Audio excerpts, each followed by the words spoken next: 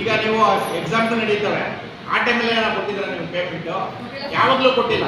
So ಇಂಥ ವಿಷಯಗಳಲ್ಲಿ ನಮ್ಮ ರಾಜ್ಯ ಸಮಿತಿಯಿಂದ ನಿಮಗೆಲ್ಲ ಮೆಸೇಜ್ ಬಂದಿರುತ್ತೆ. ಆಗಿದ್ದು ಸಹ ನೀವುಗಳೆಲ್ಲ ಭಾಗವಹಿಸ್ತೀರ. ನೀವು ಅದನ್ನು ನಮ್ಮ ಹೋರಾಟದ ಒಂದು ಭಾಗ, ನಾವು ಪ್ರೊಟೆಸ್ಟ್ ಮಾಡ್ತಿದ್ದೀವಿ, ನಾವು ಯಾವುದಕ್ಕೂ ಭಾಗವಹಿಸೋದಿಲ್ಲ.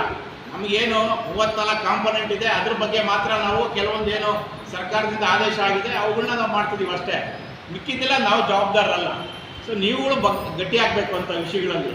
ಸೊ ಆ ಗಟ್ಟಿತನ ನೀವು ಬರಲಿಲ್ಲ ಅಂತಂದರೆ ನಿಮ್ಮ ಮೇಲೆ ಇದೇ ಥರ ಸವಾರಿ ಮಾಡ್ತಾನೆ ಇರ್ತಾರೆ. ನಿಮ್ಮ ಮೇಲೆ ಇದೇ ಥರ ಮತ್ತೆ ನಿಮ್ಮ ಮೇಲೆ ಇದೇ ಥರ ಪ್ರತಿಯೊಂದಕ್ಕೂ ನಿಮ್ಮನ್ನೇ ಕರೀತಾರೆ. ಆಶಾಗಳು ಏನು ಸರ್ವೆ ಮಾಡಬೇಕಂದ್ರೆ ಆಶಾ, ಒಂದು ಜನಗಣತಿ ಮಾಡಬೇಕಂದ್ರೆ ಆಶಾ, ಯಾವುದೇ ಒಂದು ಇದು ಬಂತು ಅಂದ್ರೆ ಸಹ ಆಶಾಗಳಿದ್ದಾರೆ. ನೀವು ಬರೀ ನಿಮ್ಮ ಅಧಿಕಾರಿ ವರ್ಗ ಒಂದೇ ಅಲ್ಲ, ಈಗ ಪ್ರೈವೇಟವರು ಶುರು ಮಾಡ್ಕೊಂಡಿದ್ದಾರೆ. ನಿಮಗೆ ಇವರು ಧರ್ಮಸ್ಥಳದ ಅವ್ರುಗಳು ಸಹ ಕೆಲವೊಂದಕ್ಕೆಲ್ಲ ನಿಮ್ಮನ್ನ ಕರೆದಿದ್ರು ಸರ್ವೆ ಮಾಡೋದಕ್ಕೆ. ಇದರಿಂದ ನಿಮ್ಗೆ 5 ಪೈಸೆ ಬಂದಿಲ್ಲ. ಯಾಕೆ ಇದಕ್ಕೆಲ್ಲ ನೀವು ಸರ್ಕಾರ ನಮ್ಮ ಆರ್ಗನೈಸೇಷನ್ ಮುಂದೆ ಪ್ಲೇಸ್ ಮಾಡೋದಿಲ್ಲ? ಯಾಕೆಂದರೆ ಇದರಲ್ಲಿ ನಿಮಗೆ 5 ಪೈಸೆದ್ದು ಏನು ಸಹಾಯ ಬರೋದಿಲ್ಲ. ಆಗಿದ್ರೂ ಸಹ ನೀವು ಮಾಡ್ತಿದ್ದೀರಾ. ಸೊ ಇದನ್ನು ನಾವು ರಾಜ್ಯ ಮಟ್ಟದಲ್ಲೇ ನಾವು ಇಂಥ ಪ್ರೊಟೆಸ್ಟ್ ಮಾಡಿದ್ದೀವಿ. ಮತ್ತು ನಿಮಗೆ ಆಗದೇ ಇರುವಂಥ ಕೆಲಸಗಳನ್ನೆಲ್ಲ ನಿಮ್ಮ ಕೈಯಲ್ಲಿ ಮಾಡಿಸ್ತಾ ಇದ್ದಾರೆ. ನಿಮಗೆ ಬೇಕಾಗುವಂಥ ಮೊಬೈಲ್ ಆಗಿರ್ಬೋದು ಅಥವಾ ಇಂಟರ್ನೆಟ್ ಆಗಿರ್ಬೋದು ಏನೂ ಕೊಟ್ಟಿಲ್ಲ. ಆದರೂ ಸಹ ನೀವು ಪ್ರತಿಯೊಂದನ್ನು ನೀವು ಅಪ್ಡೇಟ್ ಮಾಡ್ತಾ ಇದ್ದೀರಾ. ಯಾಕೆ ನೀವು ಮಾಡಬೇಕದನ್ನೆಲ್ಲ?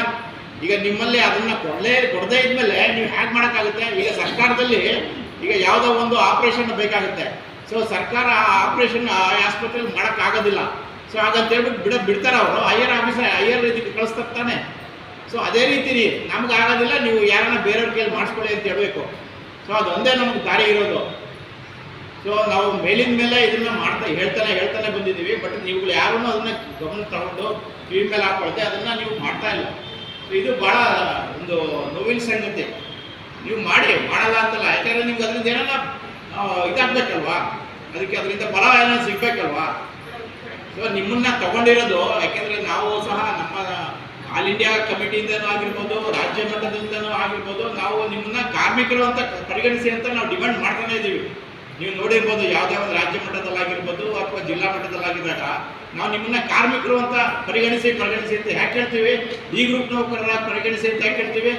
ಯಾಕೆಂದರೆ ಅದರಲ್ಲಿ ಸಾಕಷ್ಟು ಸವಲತ್ತುಗಳಿದ್ದಾವೆ. ESI, PF ಇವೆಲ್ಲ ಸಿಗುತ್ತೆ. ಸೊ ಅಂದರೆ ಫಿಕ್ಸೆಡ್ ಅಮೌಂಟ್ ಸಿಗುತ್ತೆ. ನಮಗೆ ಫಿಕ್ಸೆಡ್ ಟೈಮ್ ಸಿಗುತ್ತೆ ಕೆಲಸ ಮಾಡೋದಕ್ಕೆ. 8 ಗಂಟೆ ಕೆಲಸ ಮಾಡಬೇಕು. ಸೊ 8 ಗಂಟೆ ಕೆಲಸ ಮಾಡೋದಾದ್ಮೇಲೆ ಶನಿವಾರ ಭಾನುವಾರ ದಿನ ನಿಮ್ಗೆ ರಜಾ ಇರುತ್ತೆ. ನ್ಯಾಷನಲ್ ಹಾಲಿಡೇ ರಜಾ ಇರುತ್ತೆ. ಸೊ ಇಂಥದ್ದೆಲ್ಲ ಇಂಥ ಕಡೆನೂ ಕೆಲಸ ಮಾಡ್ತಿದ್ದೀರಾ. ಸೊ ನಿಮ್ಗೆ ಯಾವುದನ್ನು ಸಹ ಅದರಿಂದ ಅದಕ್ಕೆ ಪೇಮೆಂಟ್